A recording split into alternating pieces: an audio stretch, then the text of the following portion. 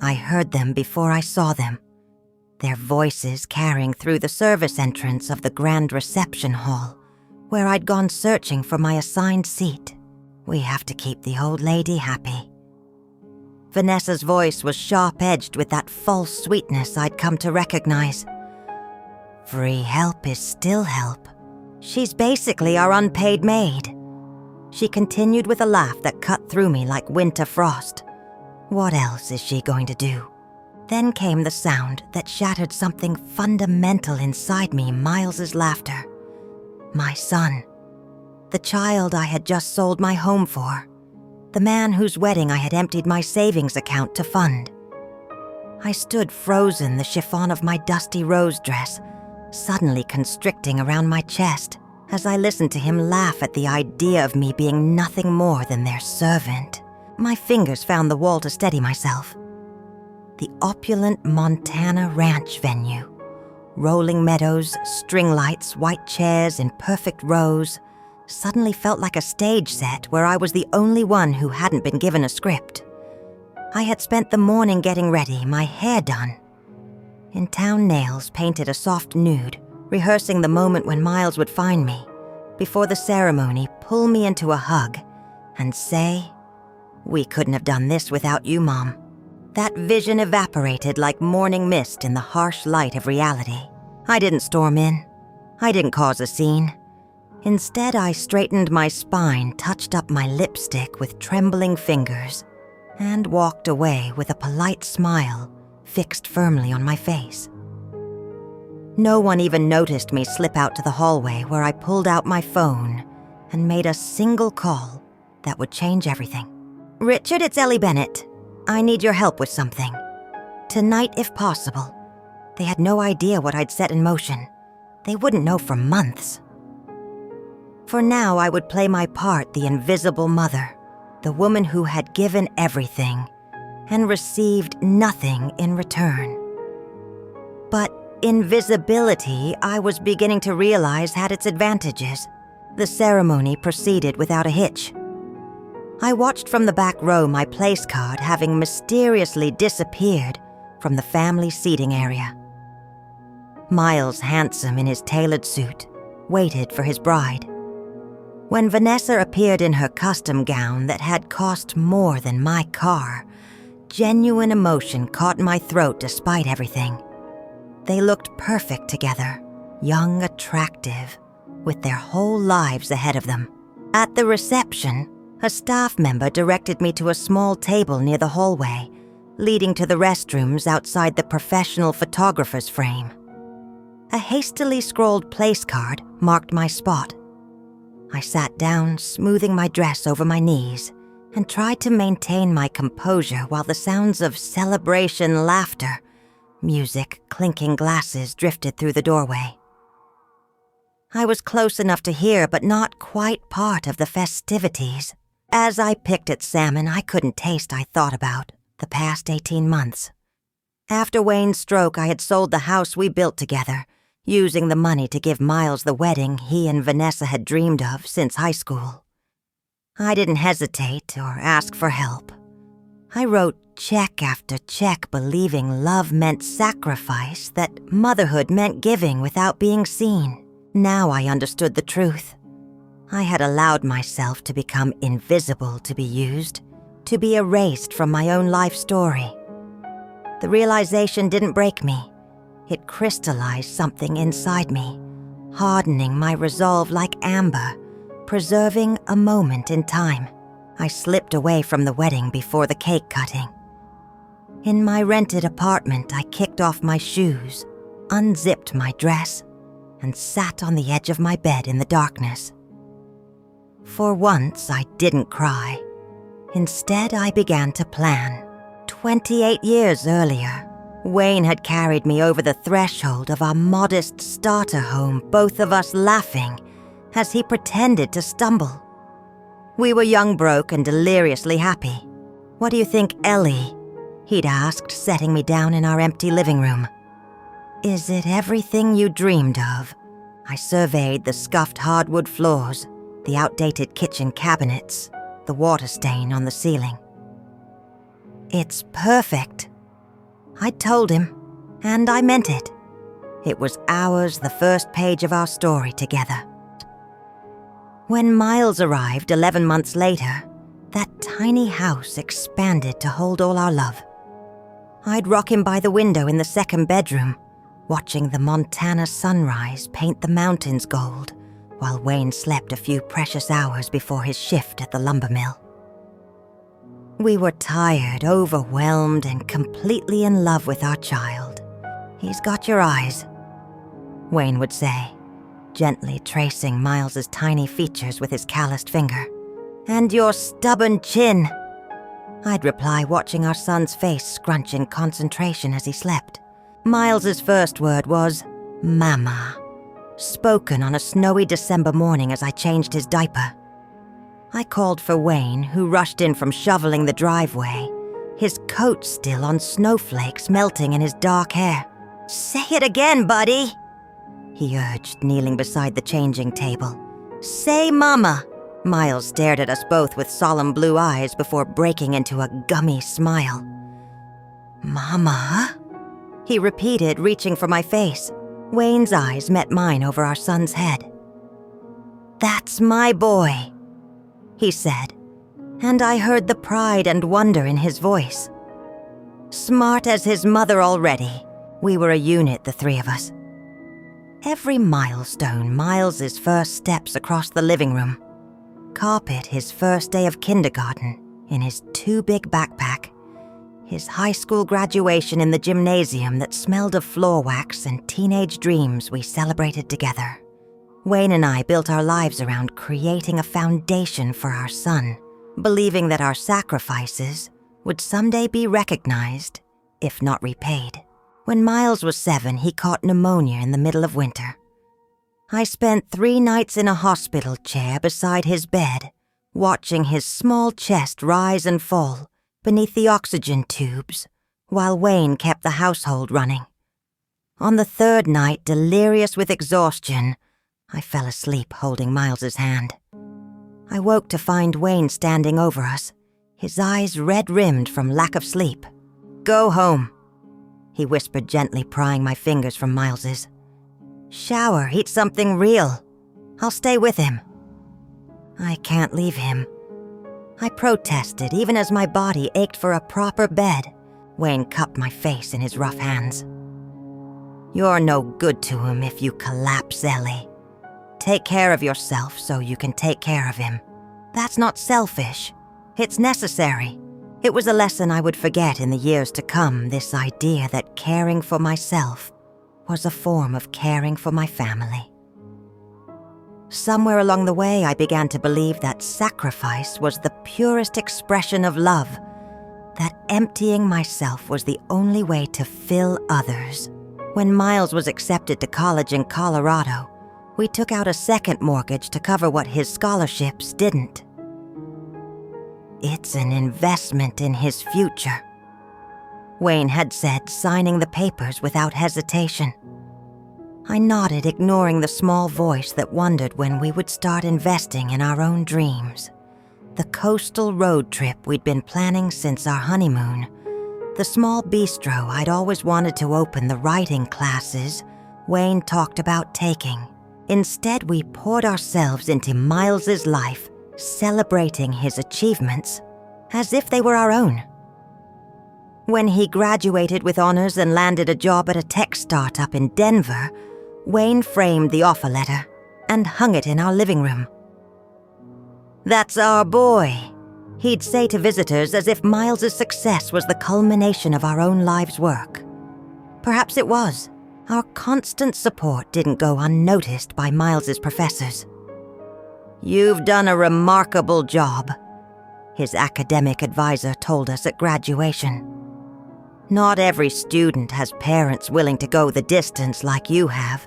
We beamed with pride, taking no credit, but secretly pleased that our sacrifices were visible to others. What we didn't realize was that we were teaching Miles a dangerous lesson, that parental love meant endless giving without expectation of return, that his needs would always come first, no matter the cost to others. When Wayne suffered his stroke during Miles's 3rd year at the company, everything changed. I sat beside my husband's hospital bed for weeks, watching his strong body betray him, while fielding daily calls from Miles about his upcoming promotion and the mountain property he and Vanessa were considering for their wedding. I can't think about that right now, Miles. I'd said one afternoon, my voice hoarse from lack of sleep. Your father is... Mom, this is my future we're talking about. He'd interrupted. Dad would want me to keep moving forward. He wasn't wrong, but something in his tone made me pause. When had our son started speaking to me, as if I were an obstacle, rather than a parent? The first signs had appeared earlier, I realized later. Small moments of dismissal cutting short our weekly phone calls when Vanessa walked into the room, forgetting my birthday, the year he'd moved in with her, making plans for holidays, without checking if I could join them. Each instance seemed minor on its own, easily explained by the busy life of a young professional. Together they formed a pattern I was too loyal to recognize. Wayne died 3 months later, never having regained his ability to speak. At the funeral, Miles stood stiffly beside me, checking his watch repeatedly. He had a meeting the following day in Denver, he explained. He needed to prepare. I thought you took bereavement leave, I said, confused by his urgency to return. I did, but this meeting is important. It's with potential investors. He replied, barely meeting my eyes. Dad would understand. I wondered if he really would. Wayne, who had never missed a school play or baseball game, who had taught Miles that showing up for people was more important than any business deal. But I didn't say this. Instead, I nodded and told him, of course, he should go. I watched him drive away from the cemetery, my husband's casket still visible through the funeral home window. I stood alone among flower arrangements and sympathy cards, wondering when exactly I had begun to disappear. The days after the funeral passed in a fog of paperwork and well-meaning casseroles. Friends checked in for the first week, then gradually returned to their own lives. I spent evenings sorting through Wayne's belongings, his fishing gear, his collection of Western novels, his flannel shirts that still smelled faintly of him. Each item held a memory, a piece of our shared history that I wasn't ready to part with. Miles called once a week, conversations that grew shorter as his discomfort with my grief became apparent. You should join a group or something, he suggested 3 months after Wayne's death. It's not healthy to just sit around the house all day. What he didn't understand was that I wasn't just grieving Wayne, I was also mourning the loss of the family. We had been the 3 of us against the world. With Wayne gone and Miles distant, I felt unanchored, adrift in a life that had always been defined by my relationships to others.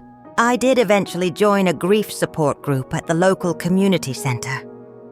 The circle of folding chairs held people at various stages of loss. An elderly man whose wife of 50 years had died of cancer, a young woman whose brother had been killed in Afghanistan, a middle-aged man struggling after his partner's sudden heart attack. We shared stories, tears, the small victories of getting through another day.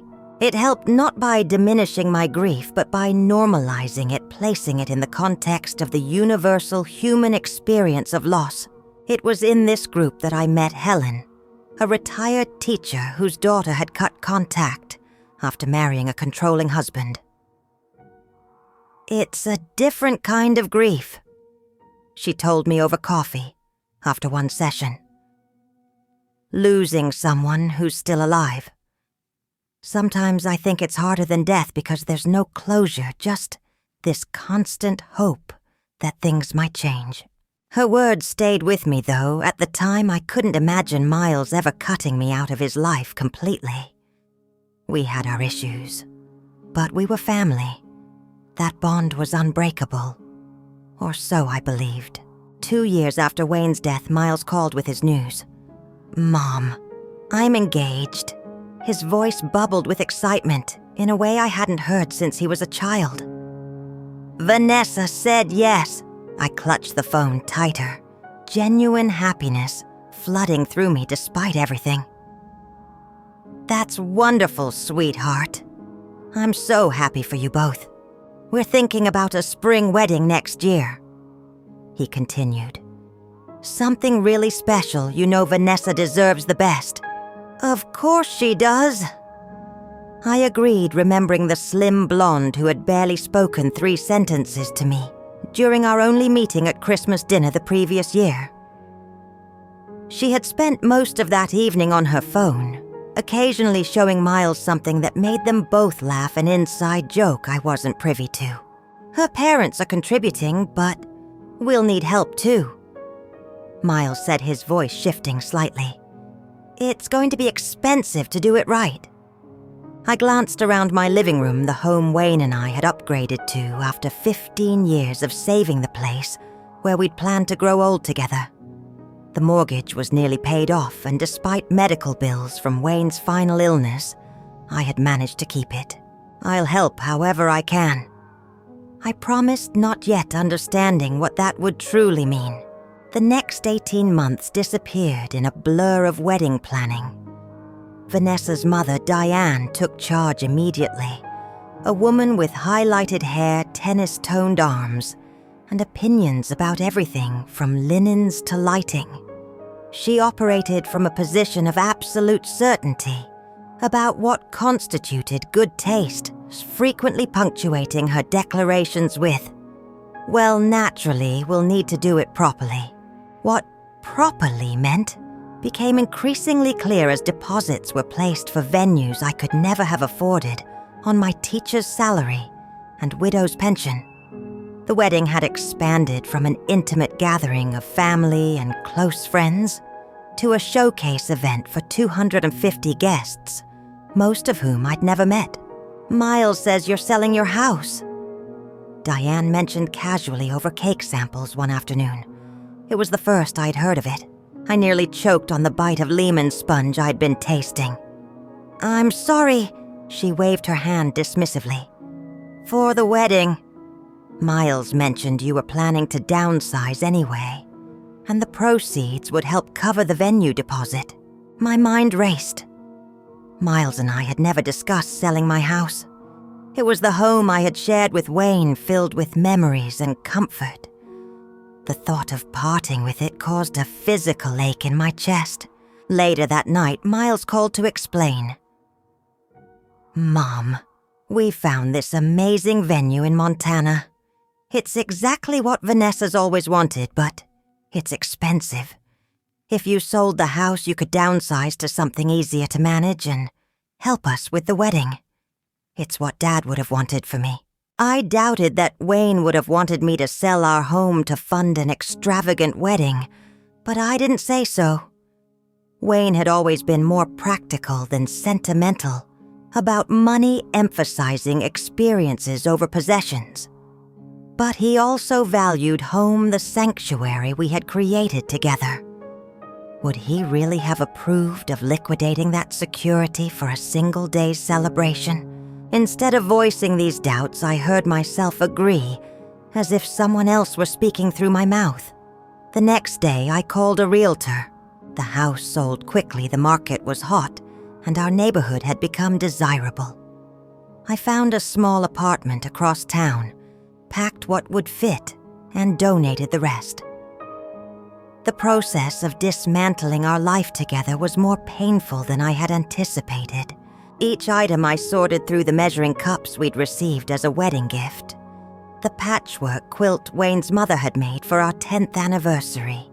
The height chart marked with Miles's growth spurts felt like saying goodbye to Wayne all over again. The day before the moving truck arrived, I stood in our empty bedroom, running my hand along the wall where our bed had been. Wayne and I had painted this room together, arguing good-naturedly about the exact shade of blue. Now someone else would cover our careful brushstrokes, erasing one more trace of our existence here. I hope I'm doing the right thing. I whispered to the empty room, half expecting to hear Wayne's reassuring voice. Only silence answered. Each check I wrote for the wedding felt like cutting away another piece of myself. But I told myself it was worth it to secure my place in my son's future family. The venue deposit alone was more than I had spent on Miles's first car. Then came the flowers, the photographer, the custom invitations with hand calligraphy, the designer dress for Vanessa, the catering with its specialized menu. "You're the best, Mom," Miles would say, dropping by less and less frequently as the wedding approached. "Vanessa is so stressed with all the details. This means everything to us." I believed him. I had to. My apartment felt temporary, a way station rather than a home. I put out a few family photos and Wayne's favorite reading chair, but most of my possessions remained in boxes, stacked in the spare room. What was the point of fully settling in? This place was just a stepping stone, I told myself. After the wedding, I would find somewhere that felt like mine. As the wedding date approached, I noticed Miles and Vanessa, including me, less in the planning process. Decisions I had paid for were made without my input, or even my knowledge. When I asked about the ceremony music, hoping the string quartet might play an arrangement of the song Wayne and I had danced to at our own wedding, Vanessa smiled tightly. "Oh, we finalized the music weeks ago," she said, exchanging a look with Miles.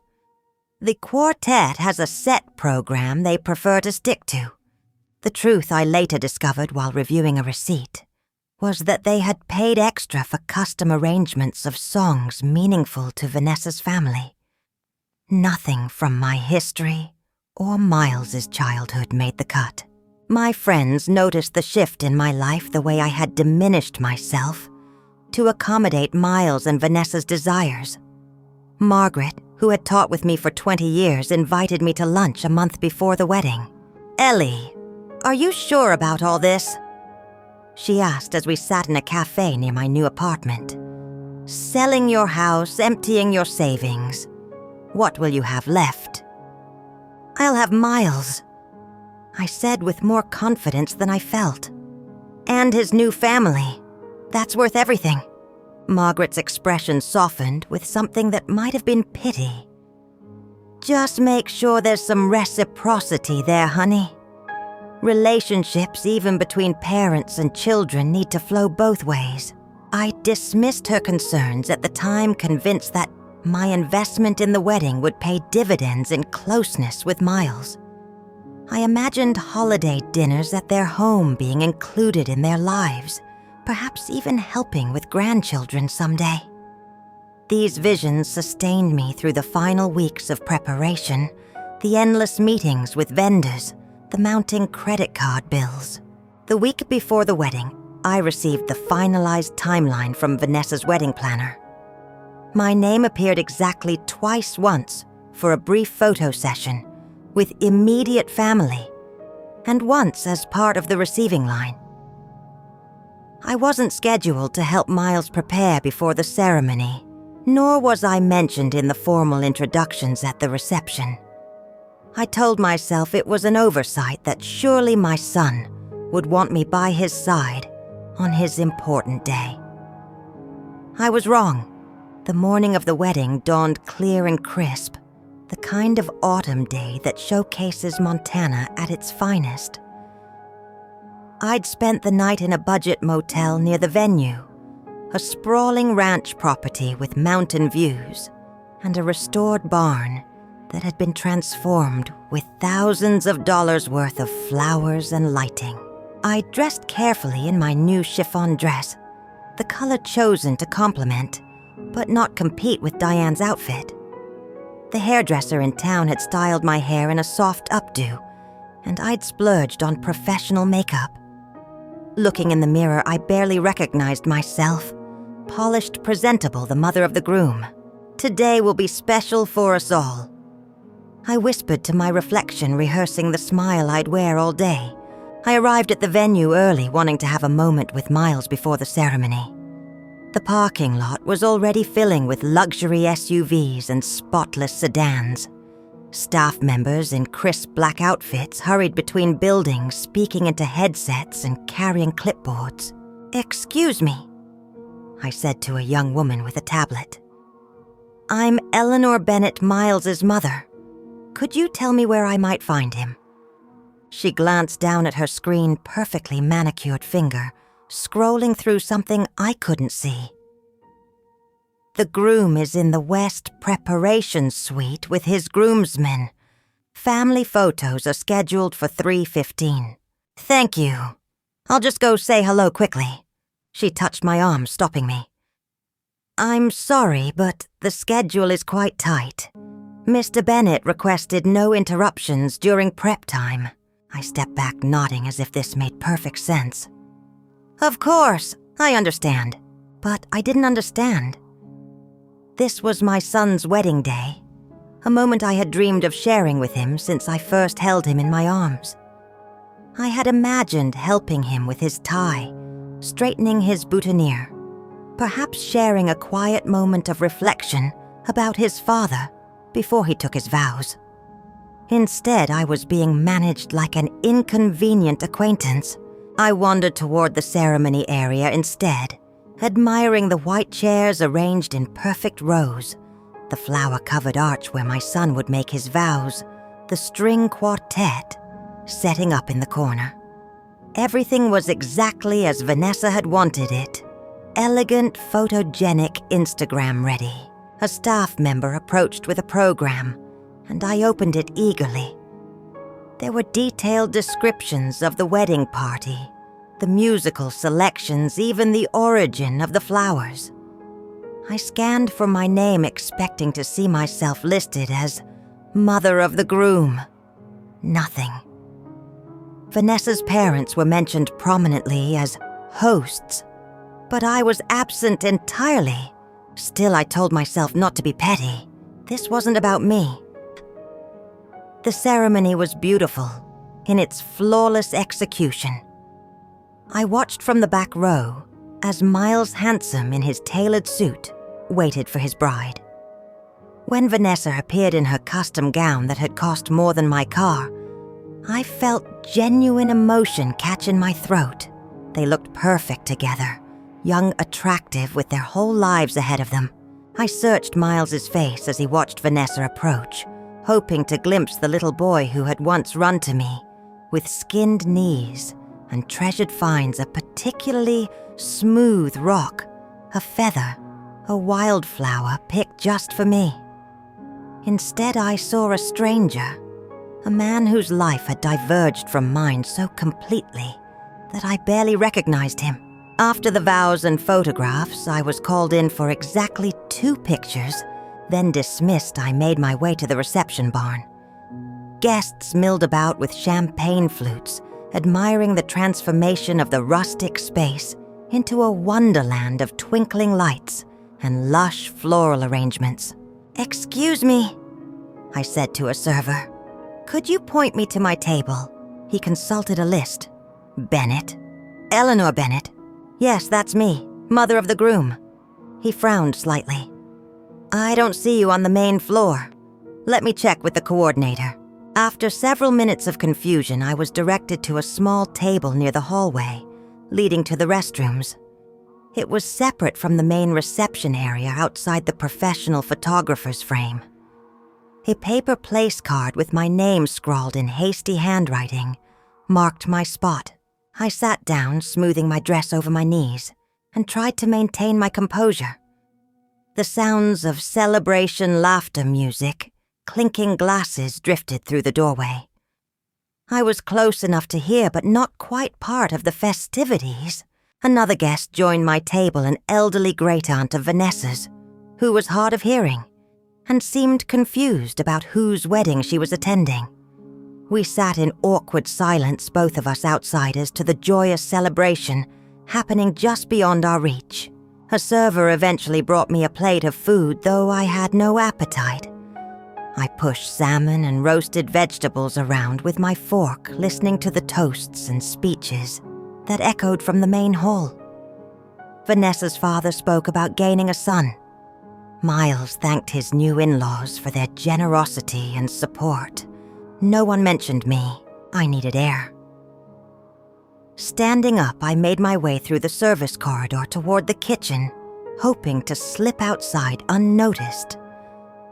That's when I heard Vanessa's distinctive laugh, followed by her comment about keeping the old lady happy, and Miles's amused agreement. Something crystallized inside me in that moment, not just pain but clarity. I had allowed myself to become invisible, to be used, to be erased from my own life story. I stepped back, composed myself, and reached for my phone. My hands didn't shake as I dialed my lawyer's number and set in motion a plan that had been forming in the back of my mind since I discovered a forgotten envelope in a storage box weeks earlier. "Richard, it's Eleanor Bennett. I need your help with something. Tonight, if possible." After hanging up, I squared my shoulders and returned to my table. The great aunt had fallen asleep, her head nodding forward onto her chest.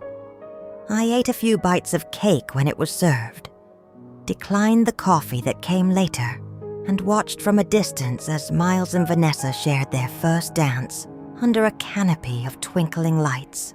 They looked happy, I had to admit. Perhaps that was enough, knowing that the son I had raised was embarking on a life that brought him joy, even if that life had no meaningful place for me in it. But as I watched Miles laugh at something Diane whispered in his ear, saw the easy way he fit into Vanessa's family circle, I couldn't help wondering if he ever thought about the person who had taught him to tie his shoes, who had read him bedtime stories, who had sold her home to fund this very celebration. I slipped away before the bouquet toss, before the sparkler send-off, before anyone could notice my absence. In the quiet of my car, I allowed myself a moment of grief, not just for what had happened today, but for the slow erosion of my relationship with Miles over the years. When had I become disposable to him? Was it when Wayne died, earlier? Had I somehow taught him that my love was unconditional, but my presence was optional? These questions had no answers, at least none that would heal the wound that had opened inside me. So I drove back to my apartment in silence, the headlights cutting through the darkness, illuminating the path ahead, one small segment at a time. I slipped away from the wedding before the cake cutting, driving back to my apartment in silence. The lights were off when I arrived, and the emptiness felt appropriate. I kicked off my shoes, unzipped my dress, and sat on the edge of my bed in the darkness. For weeks afterward, I moved through life on autopilot. Miles and Vanessa departed for their Hawaiian honeymoon, another gift from her parents, without so much as a goodbye text. I received no call, no thank you note, no acknowledgement of what I had given up to make their day possible. I checked my mailbox daily, hoping for a postcard, something with my name on it, that suggested I still existed in their world. Nothing came except bills and flyers. After a while, I stopped expecting anything. The silence from Miles wasn't new exactly. Our communication had been dwindling for years, reduced to obligatory holiday calls and occasional text messages. But after the wedding, the complete absence of contact felt more deliberate, as if having fulfilled my financial usefulness, I could now be safely forgotten. I tried to rebuild my life in the small apartment. I hung curtains, arranged my remaining books on shelves, planted herbs on the windowsill. I resumed substitute teaching at the local high school, grateful for the structure it gave my days. The teenagers' energy and drama were a welcome distraction from my own quiet desperation. "Mrs. Bennett, you should start a TikTok account," one of the more outgoing students suggested after I had explained a complex math problem in terms of baking ratios. You'd go viral with these explanations. I laughed, imagining myself dancing awkwardly to trendy music while writing equations on a whiteboard. I think I'll stick to the old-fashioned methods. I told her, though, I was secretly touched by the idea that my contributions might be valued in any context. A month after the wedding, Miles texted to invite me to dinner at their new home, a wedding gift from Vanessa's parents. I accepted immediately, clinging to the hope that things would be different now. I spent hours preparing for the visit, selecting a bottle of wine I couldn't really afford, styling my hair, choosing an outfit that was flattering, but not trying too hard. I practiced conversation topics in the mirror light, positive subjects that wouldn't make me seem needy or intrusive. I was determined to be the perfect guest, the ideal mother-in-law, someone they would want to include in their lives. I arrived at their colonial-style house with the carefully chosen bottle of wine and a pleasant, neutral expression. Vanessa opened the door with a tight smile that didn't reach her eyes, turning away before I could even say hello. Their dog, an expensive breed I couldn't name, barked from somewhere inside. Miles appeared, his attention fixed on his phone screen. "Hey, Mom," he said without looking up. "Come on in." The house was immaculate but sterile, like a model home staged for potential buyers. Every surface gleamed and framed professional photographs of Miles and Vanessa lined the walls. I noticed there were no pictures from his childhood. Nothing that connected him to his past, to me. Dinner was an exercise in small talk. Vanessa spoke at length about her wellness blog, their plans to renovate the guest room, and a friend's upcoming baby shower. Miles contributed little beyond occasional nods, his phone never far from reach. I offered to help with cleaning or cooking, to watch their dog when they traveled, anything to maintain a connection. "We'll let you know," Vanessa said with that same tight smile. After dinner, I excused myself to use the bathroom. On my return, I paused in the hallway, hearing Vanessa's voice from the kitchen. She was on speakerphone with someone, her tone completely different from the one she'd used with me. "We had to have her over," she was saying with a laugh. "Keep the old lady happy. You know free help is still help." There was a pause, then. "She's basically our unpaid maid. What else is she going to do?" I waited for Miles to defend me, to say something, anything that suggested I mattered to him. Instead, I heard his chuckle, the scrape of his fork against the plate. I didn't confront them. I didn't cry or scream or demand an explanation. I simply gathered my purse, made a polite excuse about an early morning, and left. They barely looked up as I closed the door behind me. Standing under a streetlight in their perfect suburban neighborhood, I felt something shift inside me. Not just heartbreak, but a kind of crystallization. The woman who had given everything, who had made herself small to make room for others, was beginning to disappear. In her place, someone new was emerging. I drove home without music or radio, listening to my own thoughts for the first time in years. By the time I reached my apartment, I knew what I needed to do. The next day, I called Richard again. "I want to move forward with that plan we discussed," I told him. All of it.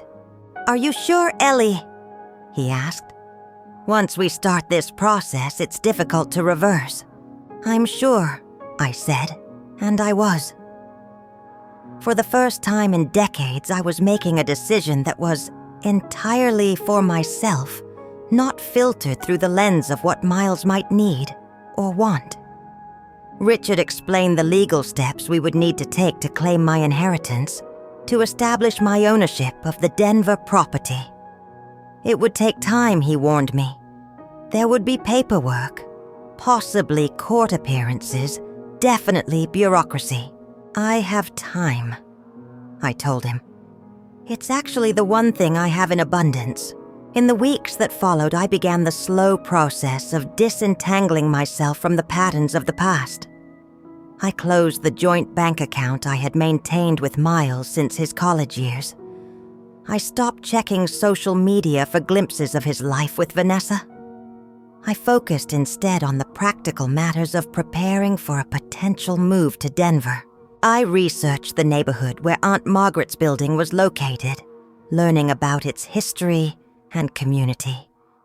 I contacted property management companies, seeking advice about becoming a landlord. I took online courses in basic accounting and business management. Each step, however small, felt like reclaiming a piece of myself. My friends noticed the change in me. Margaret invited me to lunch again this time, at a new bistro downtown. "You seem different," she observed as we shared a plate of stuffed mushrooms. "More present somehow," I smiled, sipping my wine. "I'm finally listening to advice you gave me months ago, making sure there's reciprocity in my relationships. And Miles?" she asked carefully. "Miles is an adult making his own choices." I replied, surprised by how little pain accompanied the words. "I'm making mine. Late October brought an official notice taped to my door the building had been sold, and all tenants had 30 days to vacate." I stood in the hallway, keys in hand, feeling the ground shift beneath me once again. Inside, I sat on the edge of my bed, the eviction notice cold in my hands. The apartment wasn't much, but it had been my refuge, the place where I'd begun to reassemble the pieces of myself. Now it too was being taken away. I called Miles, surprising myself with the action. He answered on my third attempt, his voice distracted and slightly annoyed. "Mom, what's up? I'm kind of in the middle of something." "My building's been sold," I said, keeping my voice steady. "I have to be out in 30 days. I was wondering if I could stay with you and Vanessa temporarily, just until I find a new place." The silence that followed told me everything I needed to know. "That's not really a good time," he finally replied. "Vanessa's going through some stuff right now. The energy at home is sensitive. You understand, right?" I did understand. I understood completely. "Of course," I said, my voice calm. "I'll figure something out. Let me know if you need help moving." He offered, the relief in his voice palpable. "I might be able to come by for a few hours on a weekend." "Thank you, Miles. I'll be fine." I hung up and stared at my phone at our call history, growing increasingly sparse over the years. Something inside me hardened, not in bitterness, but in resolve. I had spent decades making room for my son, carving out pieces of myself, to create space for him to grow. But there was no reciprocity, no place for me in the life he'd built. That night, I packed a small suitcase with essentials and a single-framed photograph of 5-year-old Miles in his Superman costume, grinning with chocolate smeared across his face. I booked a room at a roadside motel outside of town and drove there in the dark rain, streaking my windshield like tears. The motel was clean but basic, a single bed with a floral comforter, a laminate desk, a bathroom with thin towels. I sat on the edge of the bed, suitcase at my feet, wondering how I had arrived at this point. Sleep came eventually from exhaustion rather than peace. For days I drifted through a strange limbo. I ate when I remembered, walked aimless circles around the motel grounds, stared at the ceiling past midnight. My phone remained silent.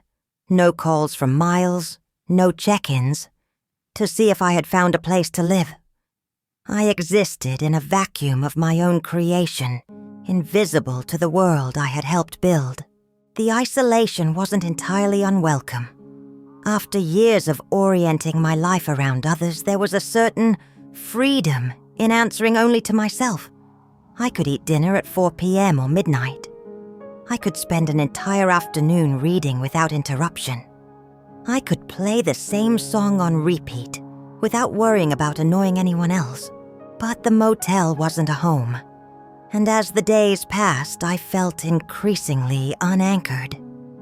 The temporary nature of my situation began to wear on me the generic soap, the mattress that wasn't mine, the constant low hum of ice machines and vending machines in the hallway. One afternoon, feeling restless, I opened the storage box I'd kept since Wayne's death. Inside were the remnants of our life together, his watch that still kept perfect time birthday cards, with his distinctive handwriting, our wedding album, with its yellowing pages. Beneath these treasures was an envelope I didn't recognize, addressed to me in precise handwriting I hadn't seen in years. The return address showed my Aunt Margaret Wayne's aunt, who had been a lawyer in Denver. She'd died 5 years earlier childless, and I had thought without much connection to our family. Inside the envelope were legal documents, a handwritten letter, and a set of keys taped to a manila folder. "My dear Eleanor," the letter began in Aunt Margaret's precise script. "If you're reading this, I've been gone for some time and my attorney has finally managed to locate you. I always regretted that we didn't stay in closer touch after Wayne brought you to that Christmas dinner all those years ago. You struck me as a kindred spirit, someone who observed carefully before speaking, who valued substance over show. I've watched from a distance as you built your life with Wayne, raised your son, and created a home filled with love. I've also noticed that you've given far more than you've received in return. It's a pattern I recognize, having lived it myself for many years. I never had children of my own, but I did build something I'm proud of. A small apartment building in Denver's Highlands neighborhood. I bought it when it was run down and neglected, and over the years I've restored it, creating homes for people who appreciate its history and character. It's not fancy or fashionable, but it has good bones and a strong heart, rather like yourself. I'm leaving this building to you, Eleanor. The deed is enclosed along with the keys and contact information for the current tenants. Do with it what you will sell it if you need the money, or move into the top-floor apartment that I've kept for myself all these years. It gets beautiful morning light and there's a small balcony perfect for coffee and contemplation. Whatever you decide, remember this. It's never too late to begin again, to build something that's truly yours. I learned that at 60. You're younger still. With affection and respect, Margaret Wilson. My hands shook as I read the letter, then read it again. I had met Aunt Margaret only a handful of times throughout my marriage to Wayne. She had always been kind, but somewhat distant, more interested in discussing books and politics than in making small talk about family matters. I remembered her as a tall, elegant woman with silver hair and bright blue eyes that missed nothing. I had no idea she had been watching my life unfold, much less that she had seen enough to recognize patterns I was only beginning to understand myself. The thought that she had cared enough to leave me this lifeline was overwhelming. I sat on the motel bed surrounded by legal papers, trying to absorb what this meant. According to the documents, the property was mine. Taxes paid, title clear, current tenants. Stable. It wasn't just a roof over my head. It was a chance to restart, to build something for myself. I called Richard immediately. "I need you to verify something for me," I said, and explained the situation. "I'll look into it first thing tomorrow," he promised. "If everything checks out, this could be exactly what you need, Ellie." That night I slept soundly for the first time in weeks. In my dreams, I walked through rooms filled with light-touching walls that were somehow both familiar and new. I woke with a sense of purpose that had been missing since Wayne's death, perhaps even longer. The next morning, I drove to Denver with my suitcase in the trunk and the keys to my new life in my pocket. The city spread before me like a map of possibilities I hadn't allowed myself to consider in decades. The apartment building stood on a tree-lined street in one of Denver's historic neighborhoods, a sturdy brick structure with ivy climbing one corner and a small courtyard with neglected flower beds.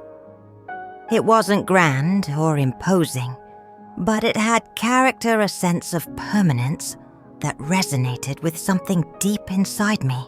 I parked across the street and sat for a moment studying what was now mine. The autumn light caught on leaded glass windows, and the front doors featured intricate woodwork. Beneath years of paint, stone path led to the entrance, bordered by overgrown lavender bushes. It looked like a place with stories embedded in its walls, waiting for someone to listen. After verifying everything with Aunt Margaret's lawyer, a kind man with silver hair who remembered me from Wayne's and my wedding, I approached the building with my keyring. The ground floor apartment on the left was rented to an elderly couple who had lived there for 15 years. They greeted me warmly when I introduced myself as the new owner, inviting me in for coffee and filling me in on the building's quirks and history. Margaret was a good landlord. Mr. Chen told me pouring coffee into delicate cups with blue dragons circling the rims. Fair with the rent, quick with repairs. She loved this place. We were worried when we heard she'd passed. Mrs. Chen added, offering me a homemade almond cookie. Afraid we might get pushed out by some developer who'd tear it all down for condos. I reassured them that I had no plans to sell or renovate extensively. This place will stay as it is, and so will your rent, I promised. Their relief was palpable, and something warm bloomed in my chest, the sensation of being not just seen, but appreciated. The Chens introduced me to the other tenants, a young couple who both taught at the local elementary school. A retired nurse who grew the most extraordinary dahlias in the shared garden, a graduate student working on his dissertation about urban wildlife. Each welcomed me with cautious optimism, their eyes evaluating whether I would maintain Margaret's approach to landlording or institute unwelcome changes. We have a little community here, Mrs. Chen explained as she walked me through the courtyard. We look out for each other. When George was in the hospital last winter, everyone pitched in, bringing meals, collecting mail, even shoveling snow. This was what I had been missing. I realized not just a physical home, but a sense of belonging, of being part of something larger than myself. I had been so focused on maintaining my connection to Miles that I had neglected to build others' meaningful relationships. The top-floor apartment, vacant since Aunt Margaret's death, became my project.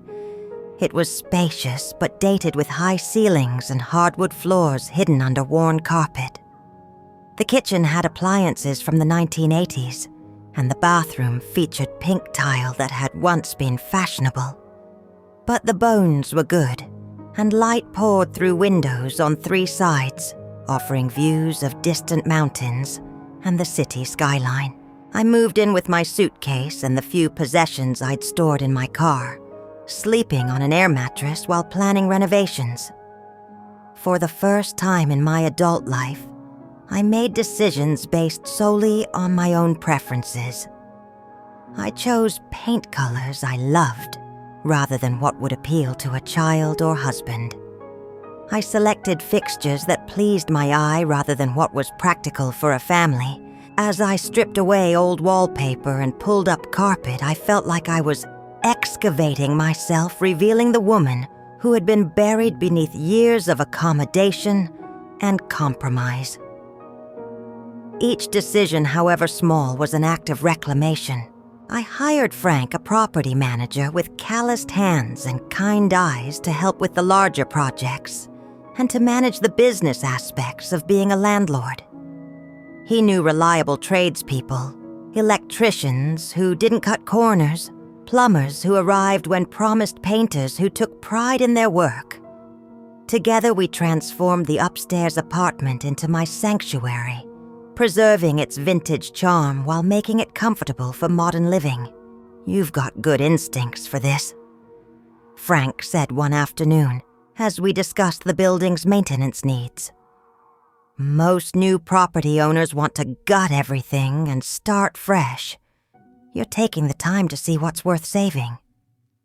His words stayed with me, not just as they applied to the building, but to my own life as well. What parts of myself were worth preserving? What needed to be renovated or replaced entirely? These questions guided me as I settled into my new home and role. I chose warm colors for the walls, a soft sage for the living room, butter yellow for the kitchen, lavender for the bedroom. The hardwood floors were sanded and refinished to a warm glow. I splurged on a clawfoot tub for the bathroom, imagining long soaks with books and wine. Every choice reflected something I had learned about myself in this late-blooming independence. "You've got a good eye," Frank said one afternoon, as we stood in the kitchen admiring the new open shelving that displayed my grandmother's blue and white plates.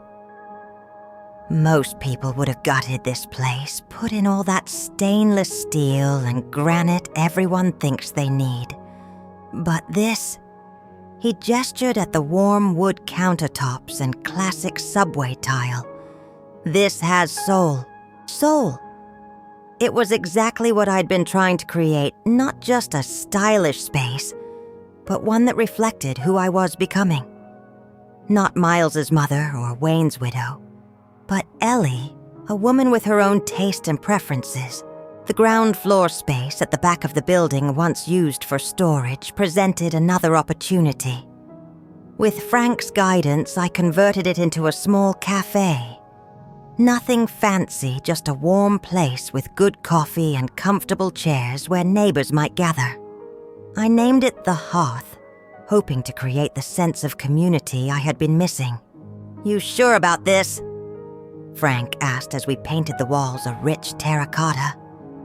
"Running a cafe is a lot of work.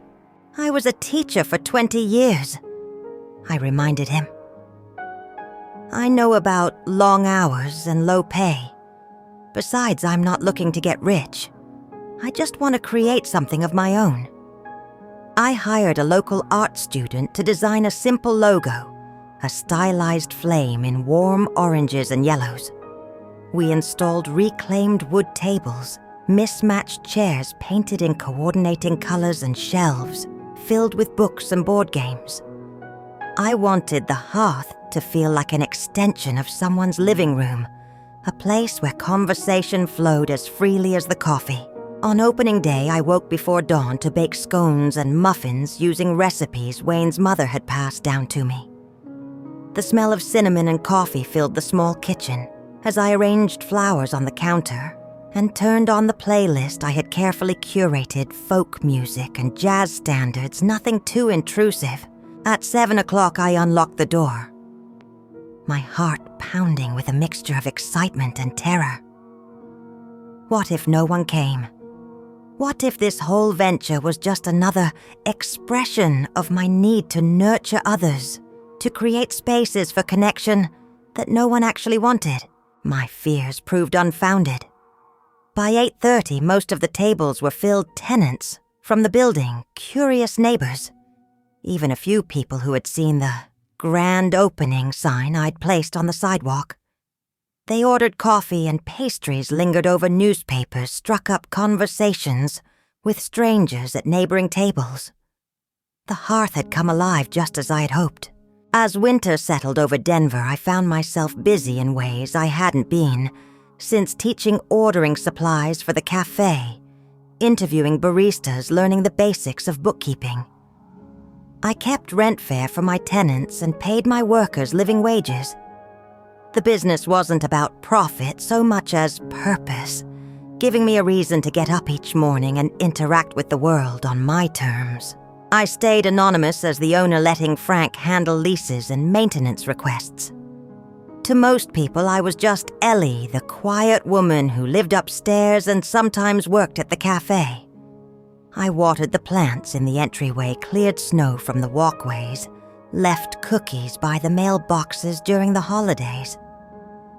Having been rendered invisible for so long by others, I now chose a kind of invisibility that felt like power rather than erasure.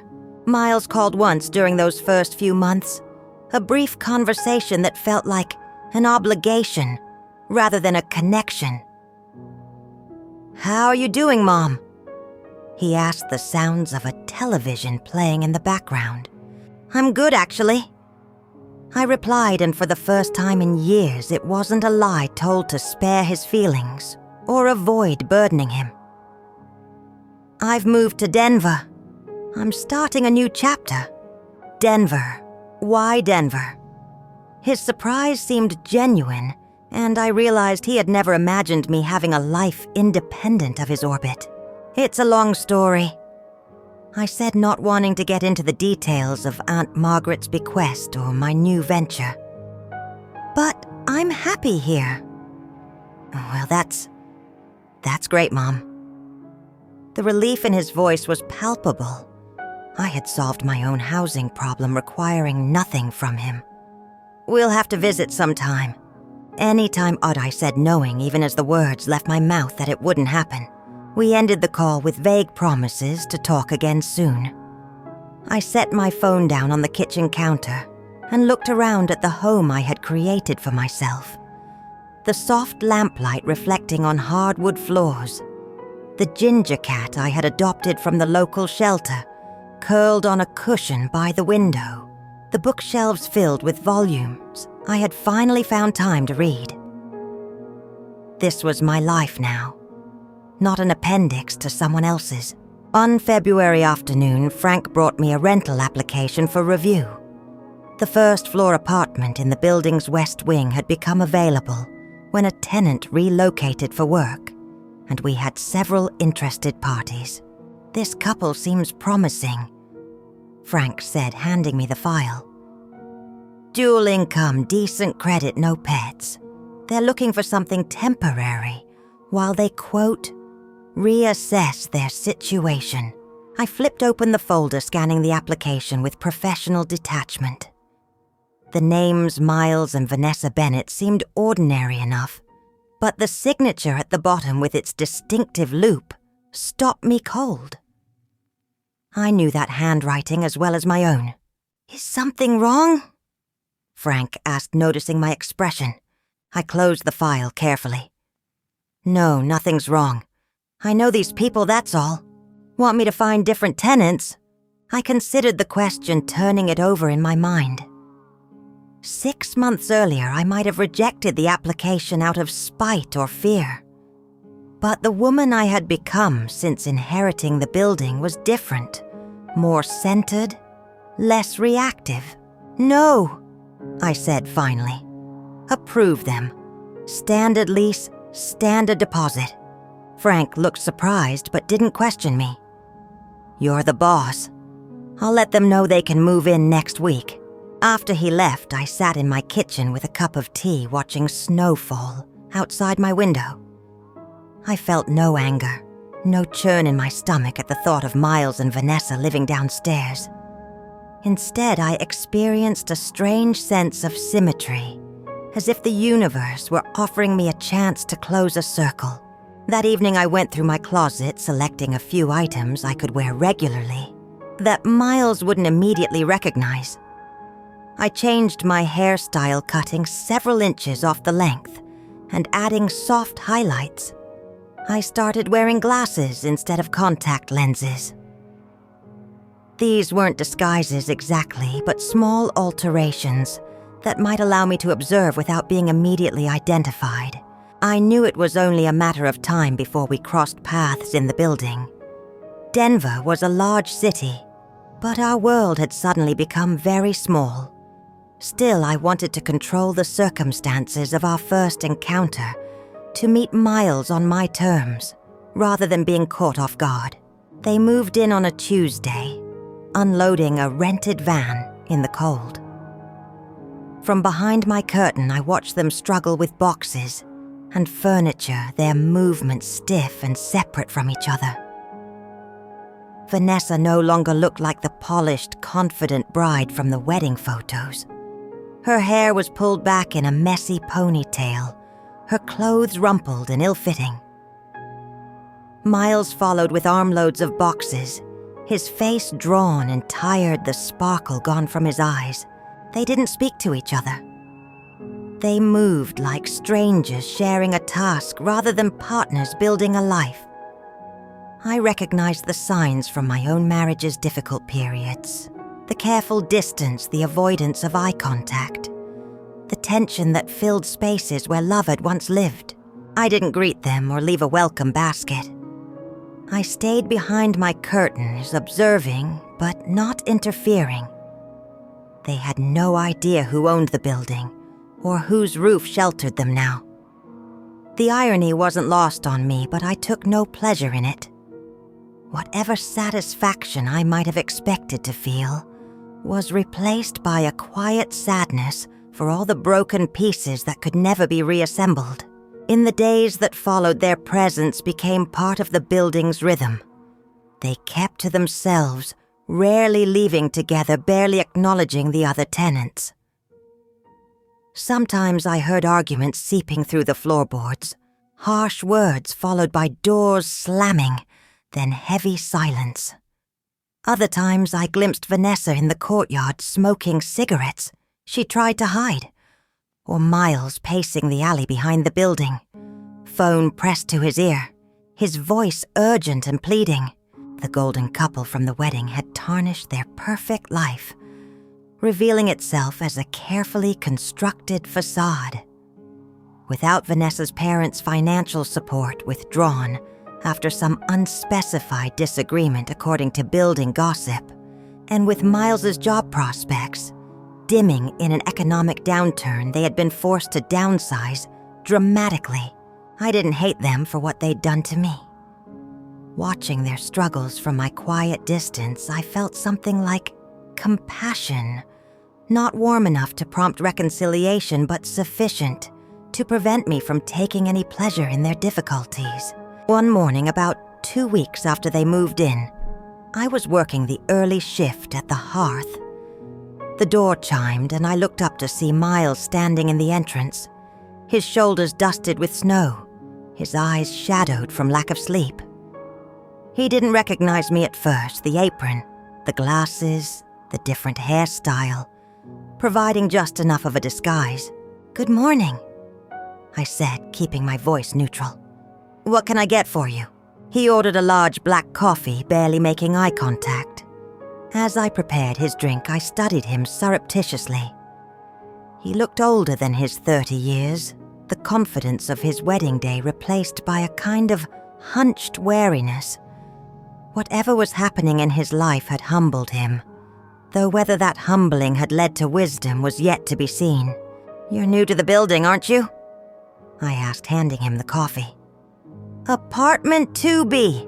He looked up surprised. "Yes, how did you—" "Small community," I explained with a smile. "Word travels fast. I'm Ellie. I live upstairs." "Miles," he replied, taking the coffee. "And yes, we just moved in. Still getting settled." "Well, welcome to the neighborhood. First coffee's on the house." He thanked me with a small smile that didn't reach his eyes, and left shoulders still hunched against some invisible weight.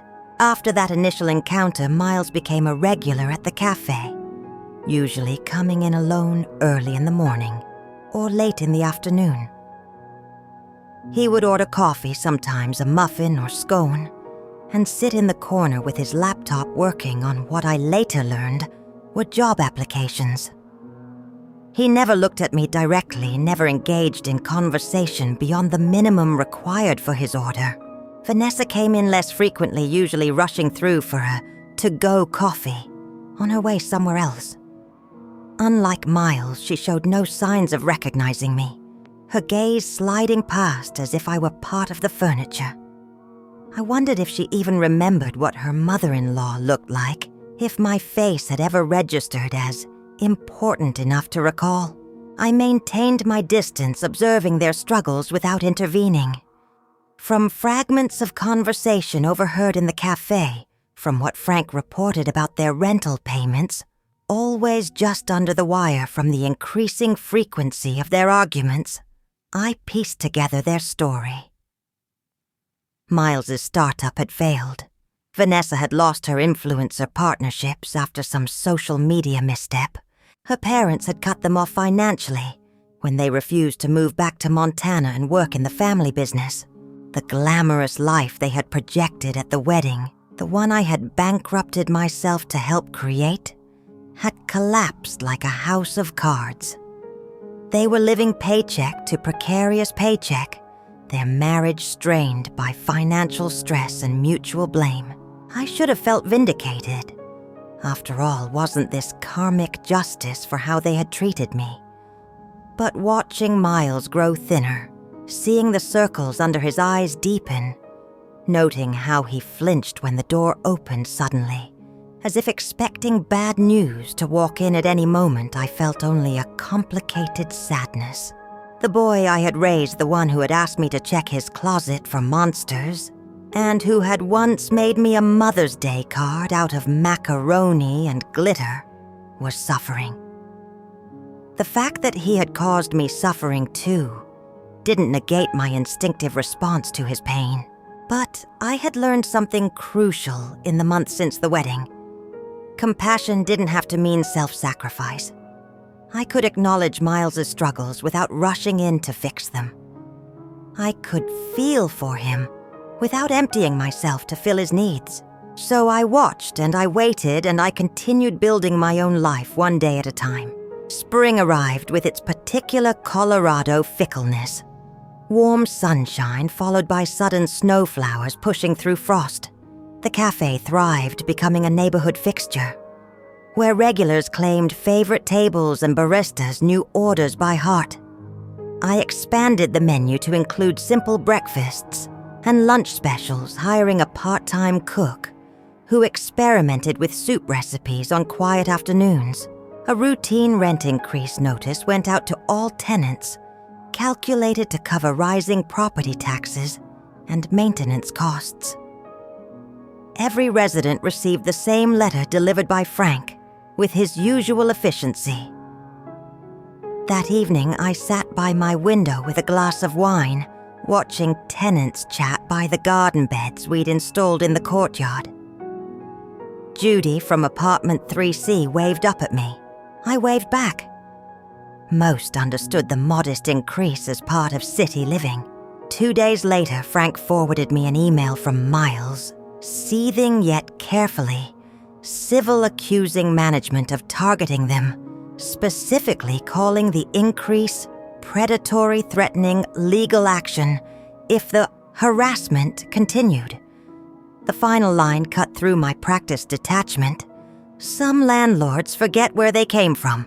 I read the email twice, closed my laptop, and stood in my kitchen running a cloth over a chipped countertop. I thought of Wayne, how he'd check our home for smudges before guests arrived, laughing gently at outbursts born of fear and insecurity. He would have advised me not to respond, and I didn't. There was no point in engaging with accusations that had nothing to do with me, and everything to do with Miles's frustration at his circumstances. Instead, I channeled my energy into expanding the cafe. We converted an unused storage room into a small reading nook with bookshelves and comfortable chairs. I instituted a policy of free Sunday coffee for seniors and discounts for single parents. A retired art teacher began hosting a weekly watercolor circle in the corner by the windows. I joined once, painting a crooked teacup that made me smile whenever I saw it, but mostly I listened to their stories of old hurts transformed and late-life joys discovered. No one in this new community knew my history, and that was my comfort. I was building connections based on who I was becoming, rather than who I had been. Not Miles's mother or Wayne's widow, but Ellie, a woman with interests and opinions of her own. The atmosphere in apartment 2B grew increasingly tense. Vanessa looked drawn and defensive whenever I passed her in the hallway. Miles's face had taken on a brittle quality, the confident charm of his wedding day, replaced by a kind of desperate energy. They were drowning, though, in what exactly debt disillusionment the gap between expectation and reality I couldn't say. One March afternoon, a knock came at my door. I opened it to find Miles standing in the hallway, shoulders hunched, eyes shadowed with exhaustion. He looked older than his 30 years, as if the past months had aged him beyond their count. "Miss Wilson," he said, not recognizing me at first, in my new haircut and glasses. Then his eyes widened as realization dawned. "Mom, what are you Hello, Miles?" I replied, my voice steady. "Would you like to come in?" He stepped into my apartment, his gaze darting around, taking in the space I'd created for myself. The art on the walls, the plants thriving in sunlight, the books stacked by a reading chair. Nothing here reflected the woman he thought he knew.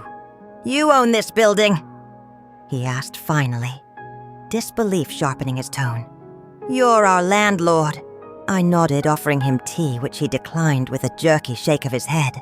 "How long have you known we were living here?" He sounded accusatory, as if I had somehow trapped him. "Since before you moved in," I said simply. "Your application crossed my desk, and you approved it. Why to spy on us to get some kind of revenge? Not everything is about you, Miles," I replied quietly. "This building is my home and my business. I approved your application because you qualified as tenants." He remained standing, arms crossed, defensively. "So the rent increase, that was just business too, not personal. Every tenant received the same notice. Property taxes went up. Insurance costs increased. It's simple math. We can barely afford it as it is," he said, his voice dropping.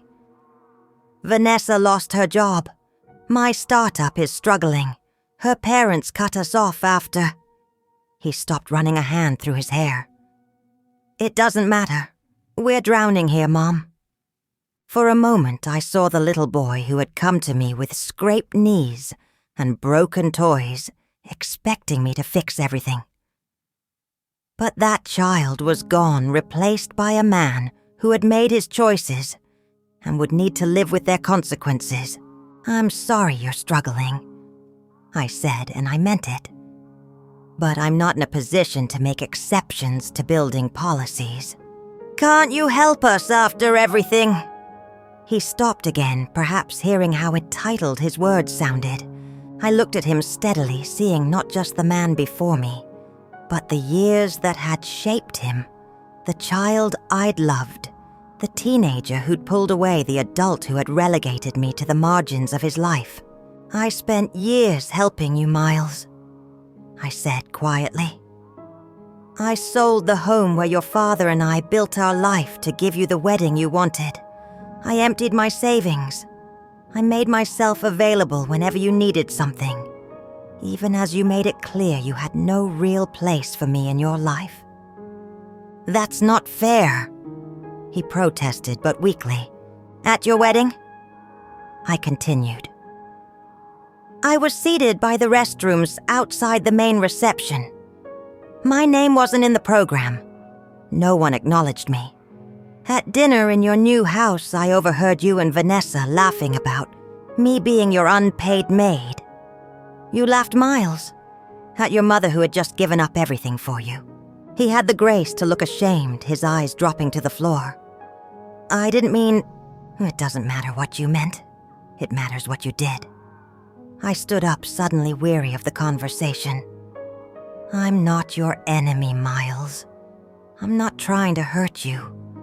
But I'm not your safety net anymore either. I've spent my life giving you time, money, pieces of myself. Now I'm building something for me. So that's it, you won't help us." I looked at him, really looked at him, and saw that he still didn't understand. He was still viewing me as an extension of himself, a resource to be tapped when needed and ignored when not. "Your rent is due on the 1st of the month like everyone else's," I said finally. "If you can't make it work here, Frank can help you find something more affordable." "Mom, I think we're done for today, Miles." I didn't raise my voice or cry. I simply stood in my doorway, lie between him and the life I had reclaimed for myself. He searched my face for signs of the woman who had always yielded, always made room, always put his needs first. That woman was gone. He left without another word, his footsteps heavy on the stairs. I closed the door quietly, pressing my forehead against the cool wood for a moment. There was no triumph in the exchange, no satisfaction in standing my ground. There was only the quiet certainty that I had finally honored my own worth. From the cafe downstairs, laughter drifted up through the floorboards. The watercolor group was meeting brushes tapping against water glasses like gentle heartbeats. The scent of cinnamon rolls baking filled the hallway. I moved away from the door, picking up a paintbrush lying on my table. A blank canvas waited on an easel by the window. Just light and possibility. No noise, no apologies necessary. As spring deepened into summer, the building blossomed in unexpected ways. Flower boxes appeared on windowsills filled with herbs and trailing nasturtiums. The courtyard became a gathering place where tenants shared evening meals at picnic tables. Frank and I had assembled one weekend. A lending library sprouted in the hallway, shelves filled with books left by residents, with notes tucked inside recommending favorites. I didn't orchestrate these changes. They emerged organically from the sense of community that had developed. People who had once nodded politely in passing now knew each other's names, pet preferences, and coffee orders. The Hearth Cafe became the heart of this small ecosystem, a place where stories were exchanged over steaming mugs and fresh pastries. "You've created something special here," Judy told me one morning as we sat by the window watching rain streak the glass. "I've lived in Denver for 30 years, and this is the first place that's felt like a real neighborhood." "I didn't do it alone," I said, warmed by her words, but aware of how many hands had contributed to the building's transformation. "No, but you set the tone," she insisted. "People respond to that kind of leadership, the quiet kind that doesn't need credit." I thought about her words later that evening as I walked through the courtyard, greeting tenants by name, admiring Mrs. Chen's new roses, accepting a jar of homemade salsa from Carlos in 3B. I had never set out to be a leader or to create a community. I had simply been trying to build a life that fit me after decades of contorting myself to fit the lives of others. Miles and Vanessa remained on the periphery of this growing community. They paid their rent on time sometimes by the skin of their teeth, according to Frank, but rarely participated in building activities. Occasionally, I glimpsed Vanessa sitting alone in the cafe, nursing a single cup of coffee for hours while working on her laptop. She looked thin and distracted her designer clothes, replaced by jeans and oversized sweaters. Miles came and went at odd hours, the strain evident in his posture, and the shadows under his eyes. I kept my distance not out of spite, but from respect for the boundaries I had finally established. They knew I owned the building now, but we maintained the formal relationship of landlord and tenant. If we passed in the hallway, we nodded politely and continued on our separate ways. One evening in July, I noticed Miles sitting alone on a bench in the courtyard, staring at nothing in particular, a bottle of beer dangling from his fingers. The streetlights had just come on, casting long shadows across the brick pavers. Something in his posture, a defeated slump I recognized from Wayne's darkest days, after losing his job in the recession, moved me to approach him. "Mind if I join you?" I asked, indicating the space beside him. He looked up, startled. "It's your building. It's your bench at the moment." I countered, waiting for his nod before sitting down. We sat in silence for several minutes, watching fireflies begin to appear in the gathering dusk. From an open window came the sounds of someone playing guitar, a melancholy Spanish melody that seemed to fit the moment. "Vanessa left," Miles said finally, his voice flat. "This morning, she's moving back to Montana to work for her father." I absorbed this information without surprise. The signs had been there for weeks. Her increasing absences, the hushed phone calls, the suitcase I'd glimpsed her packing through their half-open door. "I'm sorry," I said simply. "Are you—" He glanced at me sideways, a hint of the old defiance in his tone. "Yes," I replied truthfully. "I know what it's like to watch someone walk away." He flinched slightly, perhaps recognizing that I wasn't just talking about Vanessa. "I really thought we were going to make it," he said after another silence. "We had all these plans. The house, the startup, eventually kids." He trailed off, taking a swig of beer. "It turns out dreams aren't enough when reality hits." "No," I agreed. "They're not." "Is that why you never tried to contact me after the wedding, I mean? You just disappeared." I considered his question, wanting to be honest without being cruel. "I didn't disappear, Miles. I was exactly where I'd always been, waiting for you to see me. But you were too caught up in your own life to notice I wasn't in it anymore." He rubbed his face, shoulders slumping further. "I've really screwed everything up, haven't I? My marriage, my business, my relationship with you. You've made mistakes," I said carefully. "We all do. The question is what you do next." "What if I don't know what to do next?" he asked, and for the first time in years I heard the vulnerability beneath his words, the child still seeking guidance. "Then you sit with that uncertainty for a while," I told him. "You stop trying to force solutions and start listening to yourself, to others, to whatever wisdom comes your way." He nodded slowly, then finished his beer and stood up. "I should go inside. Early day tomorrow. Good night, Miles." "Good night, Mom." It was a small moment, not a reconciliation, or even a promise of one.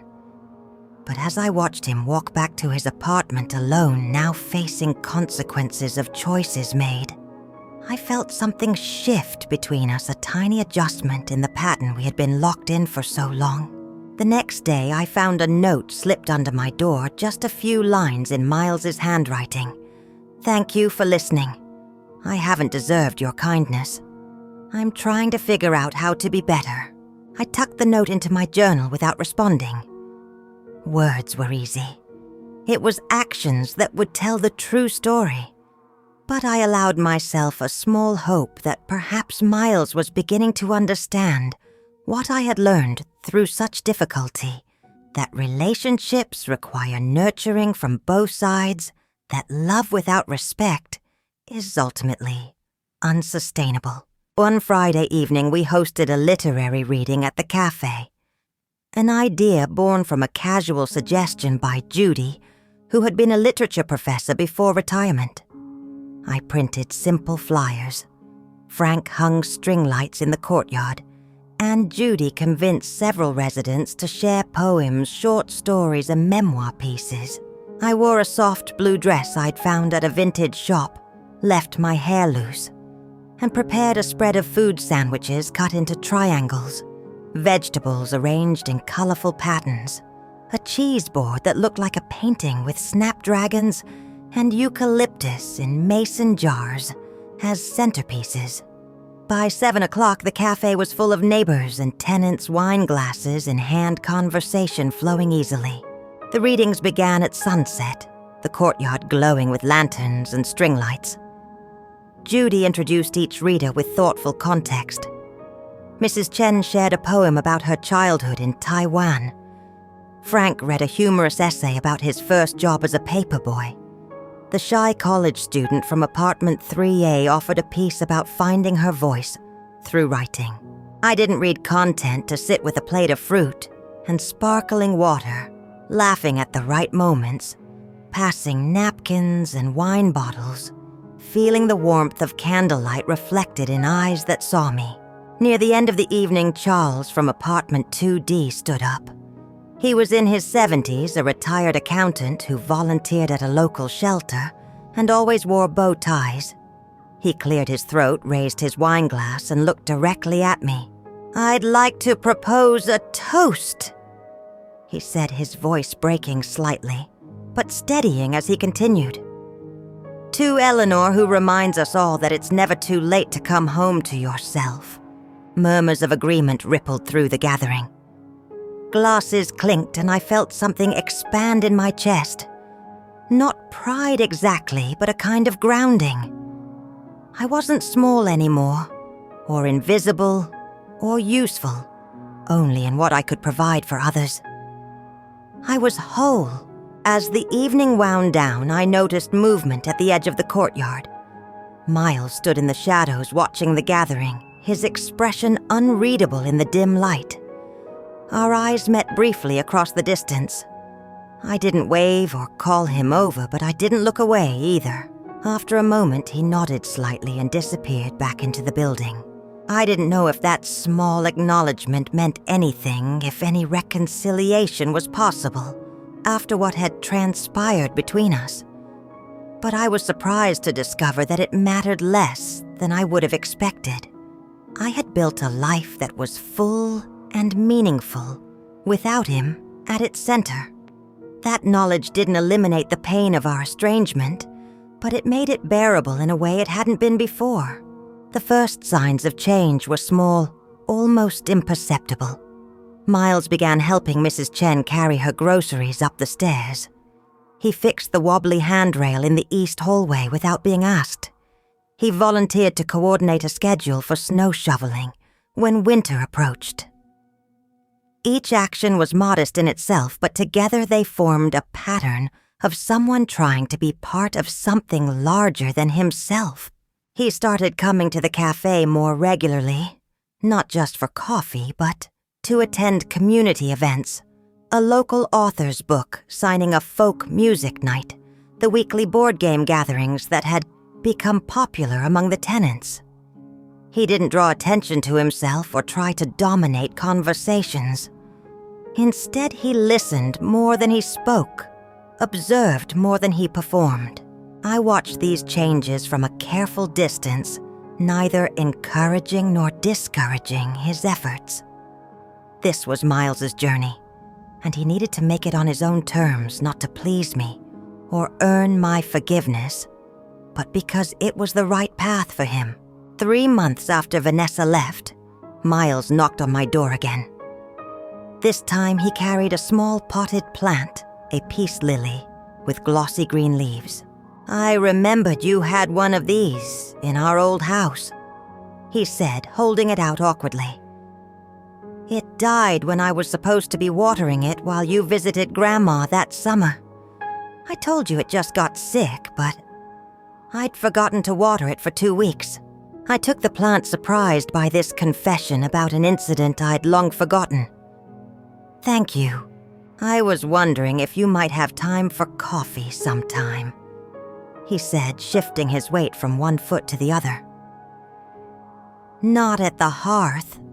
Somewhere else, neutral territory. I'd like to talk if you're willing." I considered his request. Part of me wanted to protect the peace I'd found, to maintain the boundaries that had allowed me to rebuild my life. But another part recognized that healing doesn't always mean separation. Sometimes it means creating new patterns of relationship on healthier terms. "I'd be open to that," I said finally. "There's a place on 7th Street I've been meaning to try." We met the following afternoon at a small cafe several blocks from our building. Miles arrived early, already seated at a corner table with 2 cups of tea waiting. He had lost the haunted look of recent months. His eyes were clearer, his posture straighter. "I've been seeing a therapist," he said after we'd exchanged greetings. "Since about a month after Vanessa left. It's been eye-opening." "In what way?" I asked, warming my hands around the mug. "I've had to look at patterns I didn't want to see. How I treated you, for starters." He met my eyes directly, no longer defensive. "I used you, Mom. I took and never gave back. I treated you like an ATM, not a person with your own needs and feelings." His bluntness startled me. I had expected justifications, perhaps even subtle blame-shifting. This direct acknowledgement was new territory. "What made you seek therapy?" I asked. Hitting bottom, I guess. Vanessa leaving the business failing, realizing I had alienated the one person who had always been there for me. He paused, stirring his tea. "And watching you honestly. Seeing how you built something for yourself after everything. It made me realize I didn't like who I'd become." We talked for nearly 3 hours, covering ground we had avoided for years. Miles spoke about the pressure he had felt to succeed, to live up to Wayne's expectations, to prove himself worthy of the sacrifices we had made for his education. I shared how my identity had become so wrapped up in motherhood that I had lost sight of my own needs and desires. "I'm not asking for your forgiveness," he said as we prepared to leave. "I haven't earned that yet. But I'd like the chance to try to be a better son if you're willing to let me try." I considered his words carefully. "Forgiveness isn't something you earn, Miles. It's something I give for my own peace as much as yours. But trust that has to be rebuilt over time. I'm willing to see where this goes, but slowly." He nodded, accepting these terms. "That's fair. More than fair. Our relationship didn't heal overnight. There were setbacks and difficult conversations, moments when old patterns threatened to reassert themselves.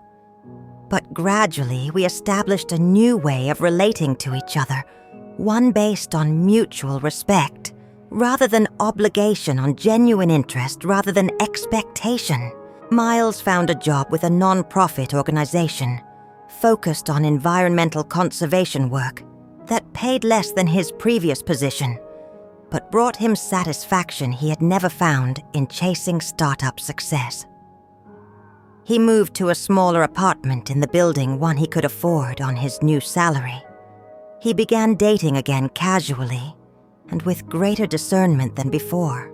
I continued to expand the hearth, adding poetry nights and cooking classes, a small art gallery featuring local artists, and a corner dedicated to children's books and toys. The cafe became a neighborhood institution featured in local magazines and recommended in travel guides as an authentic Denver experience. On the anniversary of Wayne's death, Miles joined me for a quiet dinner in my apartment. We reminisced about the good times, Wayne teaching Miles to fish in the mountain streams, family camping trips where nothing went as planned, but adventures were had nonetheless. Sunday mornings with pancakes and board games when Miles was small. "Do you think he'd be proud of us now?" Miles asked as we cleared the dishes together. "Of who we've become?" I thought about Wayne, his laughter, his steadiness, his belief in second chances. "I think he would," I said, and I meant it. "Not because we're perfect, but because we're trying. That's all he ever asked of either of us." Miles nodded, a small smile softening his features. "I miss him. I wish he could see this place, what you've built here. Sometimes I think he can," I admitted. There are moments in the cafe when the light hits just right or someone laughs a certain way. I feel him with us. We didn't hug when Miles left that night. We weren't quite there yet, but there was an ease between us that had been absent for years. It wasn't the relationship we had once had, nor was it the one I had imagined during those lonely months after the wedding. It was something new, something we were creating together with awareness of the past but not trapped by it. The next morning I woke early, the world soft and golden through my bedroom window. I made coffee in the kitchen I had designed myself, slipped on a sweater against the morning chill, and stepped onto my small balcony overlooking the courtyard. Below remnants of the previous night's gathering remained string lights, still looped through tree branches, empty wine bottles collected in recycling bins, a forgotten scarf draped over a chair. The space looked lived in and loved bearing witness to the community that had formed here. A ginger cat appeared on the railing regarding me with amber eyes. It was a neighborhood stray I'd been feeding for weeks, gradually earning its trust. Today it allowed me to stroke its sun-warmed fur before following me inside when I opened the door. Some relationships couldn't be forced. They had to develop at their own pace. Across the courtyard, children from the building next door were chasing soap bubbles, their laughter rising like wind chimes on the morning air. From somewhere inside came the halting notes of a piano, Mrs. Chen's granddaughter practicing for her recital. The smell of bread baking drifted up from the cafe, where the morning shift had already begun. I sat on my porch swing coffee, warming my hands, breathing in the scent of grass and possibility. For the first time in decades, I felt truly present in my own life, not defined by my relationship to others, but existing fully as myself. I thought about expanding the cafe to include a lending library with comfortable reading nooks. I considered organizing gardening days for the courtyard, starting a storytelling night for neighborhood children, hosting small concerts in the evenings. The future opened before me not as a narrowing path, but as an expanding horizon. Wayne's absence was still a presence in my life, but the grief had softened like sea glass, tumbled by waves until its edges no longer cut. I spoke to him sometimes in quiet moments, sharing my day, the cafe's progress, the girl's poem from the night before, telling him about the cat who had decided to adopt me.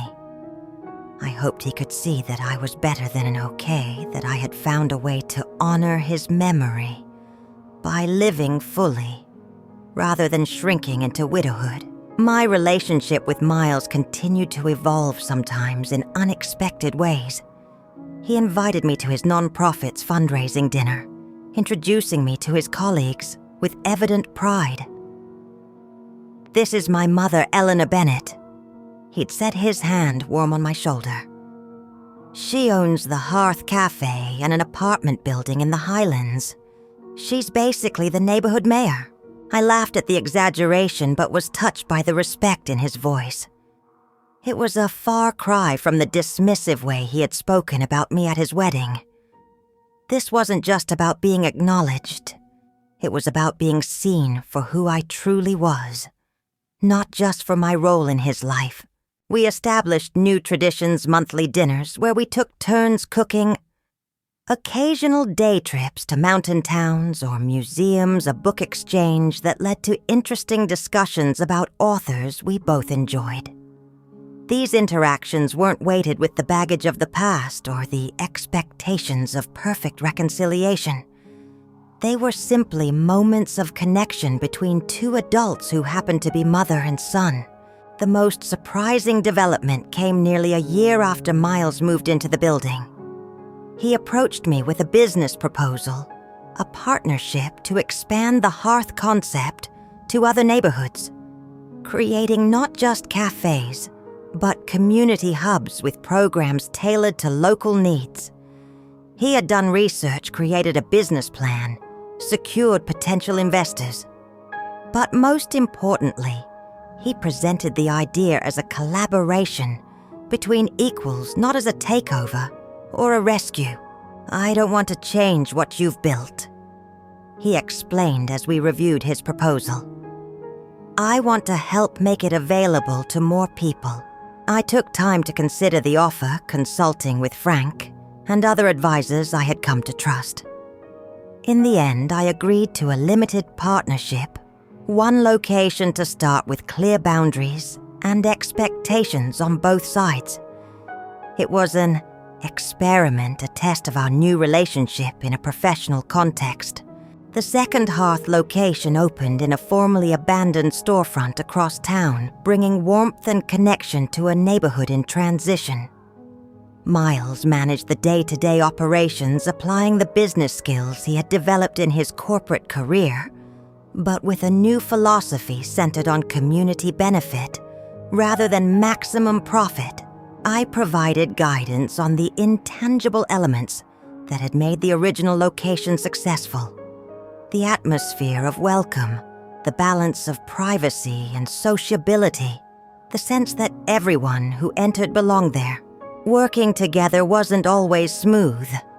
We had different approaches to problem solving, different tolerances for risk, different communication styles. But the difficulties didn't derail us as they might have in the past. We had learned to disagree without disappearing, to compromise without resentment, to separate the personal from the professional. On the opening night of the new location, I watched Miles welcome guests, his confidence tempered now by genuine humility. He had come a long way from the entitled young man who had laughed at my expense in that kitchen on his wedding night. "You did a good job with this place," I told him as the last guests departed.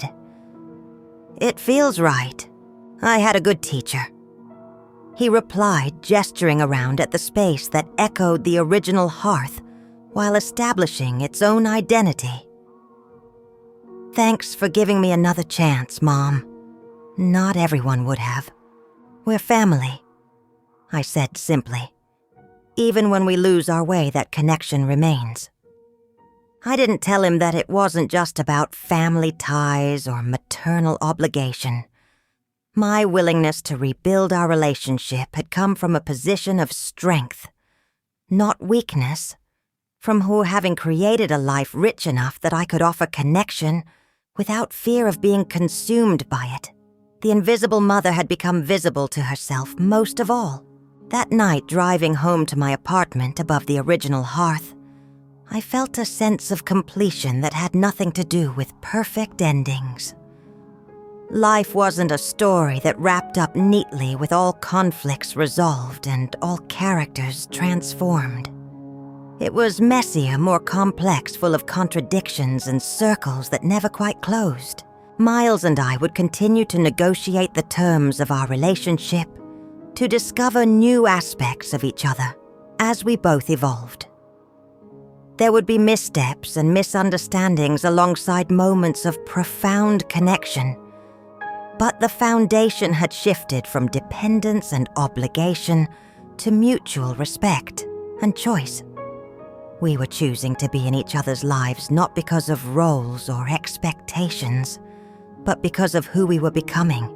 The ginger cat was waiting on my doorstep when I arrived home, as if it had decided that tentative visits were no longer necessary. I scooped it up, feeling its steady purr against my chest as I unlocked the door. "Well, I guess you live here now," I told it, setting it gently on the window seat where moonlight pooled in silver patches. "We'll figure out your name tomorrow."